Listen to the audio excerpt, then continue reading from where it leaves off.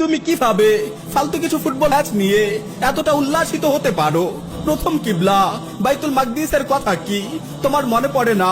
তোমার হৃদয়ে কি তোমার মাজলুম ভাই বোনদের প্রতি কোনো ভালোবাসা নেই? তাদের মুক্তির জন্য কি তোমার প্রাণ হাহাকার করে না? নাকি কাফির খেলোয়াড়দের ভালোবাসায় তুমি পাগল হয়ে গেছো, মানসিক ভারসাম্য হারিয়ে ফেলেছো? আমার ভাই, তুমি কি বুঝতে পারছো না এসব ওয়ার্ল্ড কাপ মূলত তোমার মতো মুসলিম যুবকদের শয়তানি কাজে আটকে রাখার কৌশল? কাফিররা চায় না তোমরা জেগে ওঠো, তারা চায় না তোমরা সচেতন হও, তারা চায় না তোমরা তোমাদের ধর্ষিতা মা বোনদের চিৎকারে সাড়া দাও।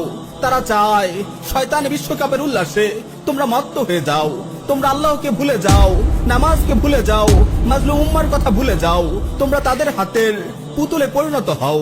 তারা চায় তোমরা এসব বেহুদা কাজে উন্মাদ হয়ে থাকো, আর তারা এই সুযোগে তোমাদের হাতে পায়ে গোলামের শৃঙ্খল পরিয়ে দিই।